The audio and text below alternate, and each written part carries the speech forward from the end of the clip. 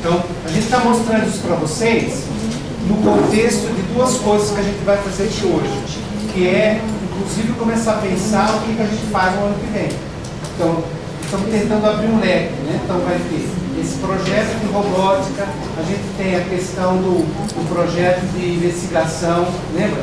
Do CNPq que a gente foi aprovado.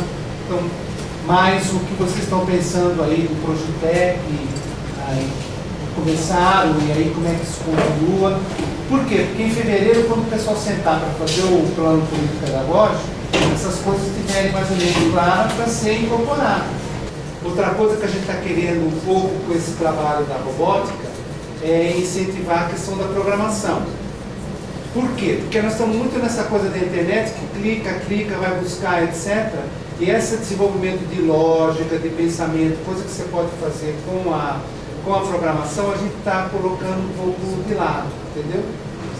Então, a gente está querendo incentivar um pouco mais o uso desses recursos que estão na máquina, porque, de certa maneira, a gente vai forçar o aluno a fazer atividades que não é simplesmente a coisa da internet. Porque, inclusive, é uma crítica, uma das últimas palestras que eu ouvi do Papa, ele criticava muito a ideia da gente usar a TIC, que é a Tecnologia de Informação e Comunicação, que a gente reduziu o computador a um objeto de comunicação e informação. Ele não é isso, é muito mais do que isso. E o muito mais que isso que é o que força a questão do desenvolvimento da lógica, de como você resolve o problema, de como você faz os infográficos aí que a gente está falando. Isso você não precisa, claro que você precisa de internet para, se você buscar informação é importante, mas você pode desenvolver essas atividades sem ter que estar ligado na internet. Então a gente trabalha com currículos abertos, que é não adaptar o aluno ao currículo, fazer o aluno dialogar com o currículo e com o professor. A gente usa muito para construir mapas temáticos, não desenhando, a gente não usa o mapa pronto, a gente faz o mapa lá fora da sala de aula, com fenômenos que ele conhece, né? O bairro onde eu moro, locais perigosos nas adjacências, caminho de casa, ele constrói um mapa, a gente digitaliza o mapa, por exemplo, coloca no Google, ele abre, aí ele pode trabalhar com o mapa. Permitir a interação do aluno com essas ferramentas disponíveis, isso é pesquisa, foi a primeira fase, ensinar o aluno a fazer pesquisa. Não adianta um discurso para o aluno, que não é assim que faz, ele não vai fazer. Ele vai copiar a primeira parte, vai pôr no caderno e achar que está tudo bem. A gente ficou 2, 3 meses ensinando a fazer pesquisa. Aí ele começa a ler as coisas com mais cuidado, para não cair na armadilha de escrever coisas que ele não entendeu. Aí não vai dar 0 para ele, mas é uma situação chata. Eu não entendi, você entendeu? Ele lê, eu não consigo entender, pois é. Tem que saber usar a internet, é muito difícil. Então eles têm a noção, que é bem disseminada, que a internet tem resposta para tudo, e geralmente são as primeiras questões que são as que mais as pessoas acessam. Depois eles interpretarem, jamais começar a copiar as coisas, ou eles têm que ler, fazer um resumo que saia uma linha, não importa. Você entendeu o que a pergunta queria? Você conseguiu entender a própria resposta? Pronto. A 7ª A, ela já chegou num nível de conseguir pesquisar sem copiar. Ou então, aprender a procurar coisas mais complicadas. Tem um aluno lá que estava pesquisando, por exemplo, no Cielo. Ele tem uma ligeira noção de uma bibliografia para a universidade, ele sabe disso. Ele tenta. A gente começou agora, para não confundir o aluno, a manipular as fotos digitalmente, ou são fotos que a gente tira, né? Por exemplo, no fenômeno geográfico, sejam favelas, a gente tira a foto, manipula em programas gratuitos, coloca bastante contraste. A intenção é tentar chegar a aumentar a criatividade, é provocar o pensamento. Não é dar nó na cabeça do aluno, é provocar o pensamento, é acelerar. Porque a hora que ele vê uma imagem diferente, ele para pensar. É nesse momento que ele pode chegar a respostas diferentes, a concepções geográficas diferentes. Modificar a imagem é inserir o contraste. É a mesma imagem, tudo no UCA, a gente não usa fotografia impressa pelo preço, e porque essa imagem pode ser manipulada a qualquer momento, até com softwares que a gente está tentando usar no UCA.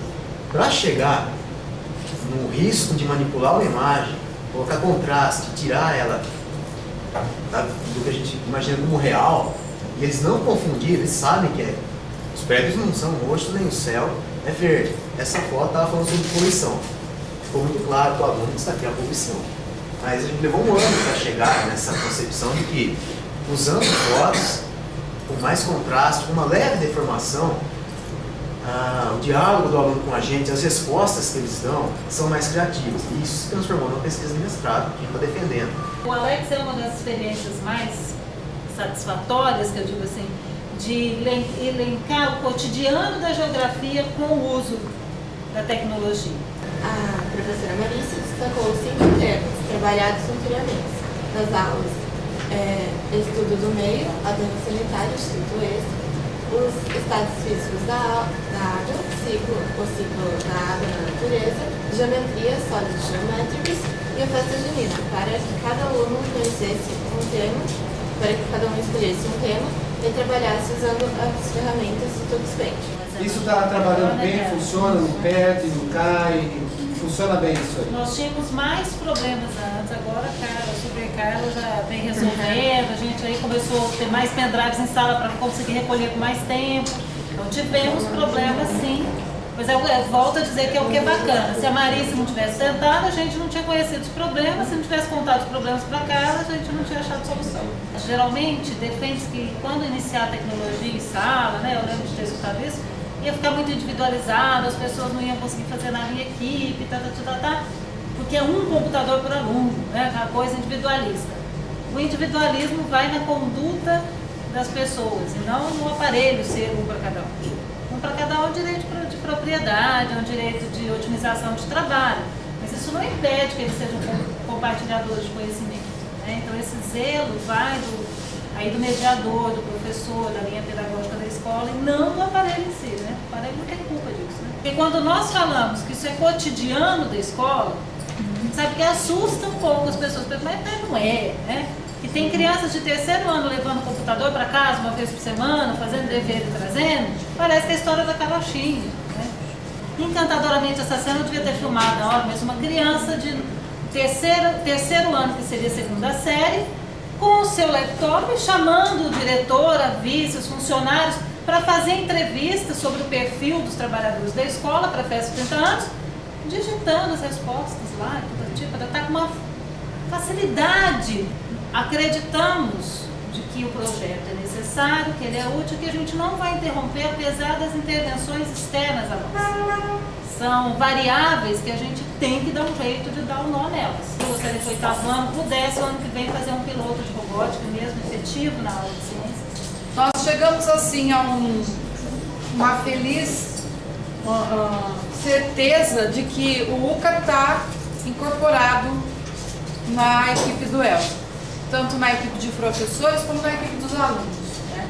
Então a formação é só uma contribuição a mais, que a gente deu algumas contribuições para resolver alguns problemas que estavam difíceis aqui e a gente tentou algumas soluções viáveis, né? Nós conseguimos ter uma resposta rápida para um problema que a gente está tendo na escola. Então a gente pesquisou algumas soluções aí com relação a salvamento de arquivos e ao registro das atividades.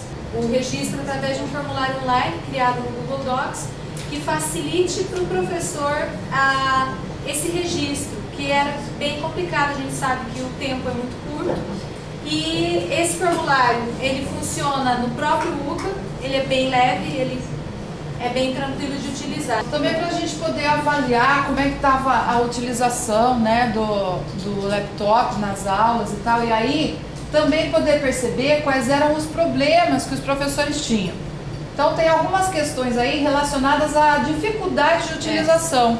Outra coisa foi a questão do salvamento de arquivos no UCA e a dificuldade em montar pendrive para fazer esse salvamento. Além de não ter pendrive para toda a sala, tem problema todo. Foi discutido isso no último encontro, inclusive, né? E eu fiquei pesquisando maneiras e maneiras e maneiras e eu percebi que a nuvem poderia ser uma saída. E eu montei o HD virtual através do Dropbox, de uma ferramenta que o Dropbox tem, que é conectado ao Dropbox, que se chama Dropito. Então eu criei 2 Dropbox, um para os primeiros ciclos e um para os ciclos finais, com um link eu coloquei no encurtador de URL, então o link ficou bem pequenininho, os alunos acessam, colocam a senha e ele chega nessa tela. Normalmente os arquivos são curtos, são arquivos pequenos, né, de 200K, 300K, porque normalmente são textos com imagens e coisas assim. Aí a gente fez eu pedi para que a professora Gisele fizesse um teste com a sala dela. Ela trabalhou usando a ferramenta com os alunos dela, os alunos pequenos, e todos eles, ela foi orientando, todos eles conseguiram utilizar a ferramenta. Todos conectando ao mesmo tempo, Todos ao mesmo tempo. enviando ao mesmo tempo. Que ela Então, foi dando os comandos, eles foram acompanhando. Eles foram fazendo. Foi rapidinho, né? Porque ali você clicando em selecionar arquivo, você procura o arquivo no UCA, clica no upload, acabou, ele já vai. E é muito rápido. O professor fez a atividade com o aluno, ele tem o login e a senha para chegar na casa dele ou em qualquer lugar, se ele chegar aqui no laboratório, ele acessa e pega todos os arquivos dos alunos. Baixa no computador Que é o próximo Isso, slide. é seu servidor local. Exatamente. Ele pega os arquivos e acabou. O aluno, quando ele acessa, ele Joga vai nessa jogar pasta. nessa pasta. O professor acessa a pasta e tira os arquivos. Então, para o professor, ele fica bem facilitado, porque ele chega, ele tem aqui as imagens, por exemplo, ela quer...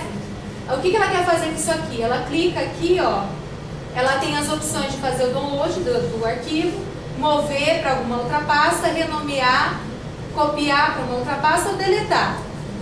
Então, depois que ela copiou isso aqui, ela pode deletar, porque aí ela libera espaço, né? Então, apesar do site estar em inglês, ele é bem simples. Outra coisa que a gente criou também foi uma videoaula para a utilização do serviço.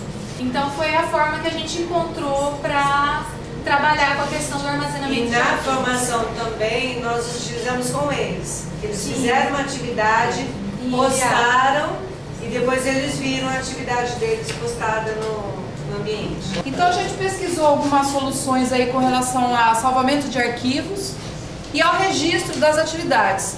Os professores têm feito blogs, né, como vocês viram, eles estão postando isso na internet, eles estão fazendo registro fotográfico de tudo e de vídeo.